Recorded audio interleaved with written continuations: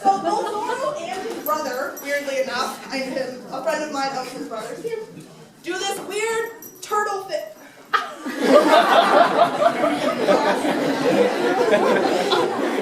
So both Zoro and his brother do this weird turtle thing that is kind of cute, also kind of weird if you don't know why it's happening.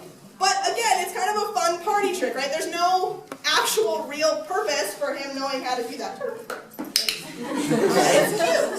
So what we do is we wait until he does that naturally. So he would do it a lot of the time just when he was waiting for food, or if he didn't know what else to do. So if he was waiting for me to give him something and he didn't know what it was going to take, he'd do that.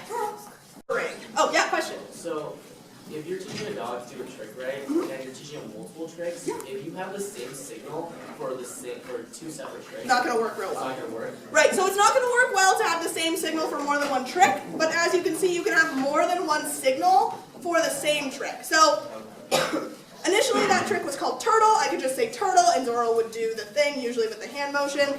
I then thought it would be funny, and I was really bored and avoiding doing actual work, and so thought it would be really funny if he would do it when I did it to him. So sit.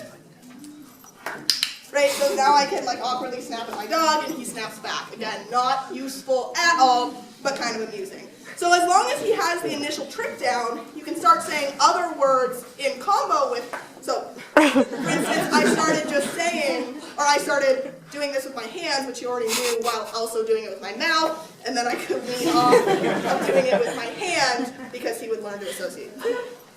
Yeah, I know. Good question. The other main way you can use to do this, there are obviously a lot of combinations hereof, and you can stop, lay down, go under. Thanks.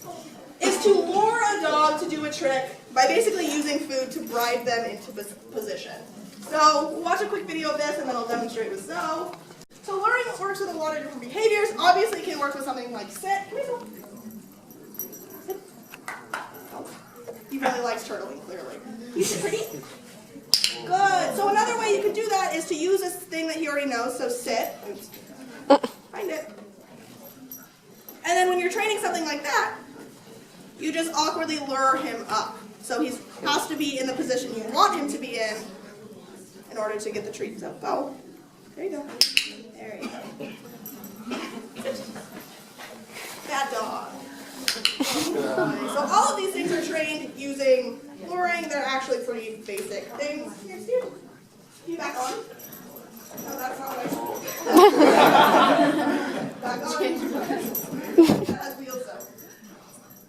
Okay, off. Off. You're not going to do this. Come here. Okay, we'll wait for the back on. I guess you guys already saw that, but I didn't ask for it. Something like spin.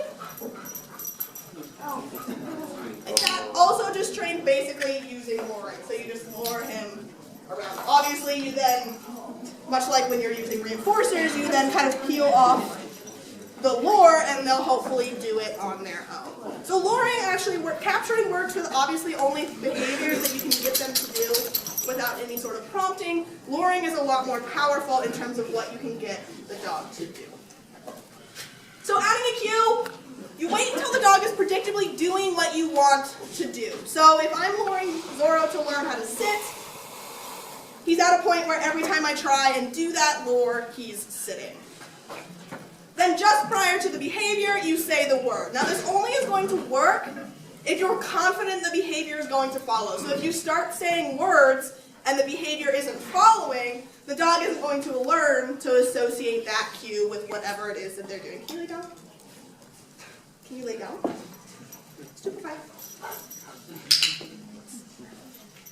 So you have to wait until that behavior is happening fairly regularly. And it's really important that you don't repeat cues. So if your dog isn't doing what you want it to do, and you say, sit, sit, sit, it's only going to start sitting on that third try because it thinks the cue is sit, sit, sit. Right? Your dog has no comprehension of the English language. It has no idea that you're actually repeating 3 different words, so you have to make sure not to do that.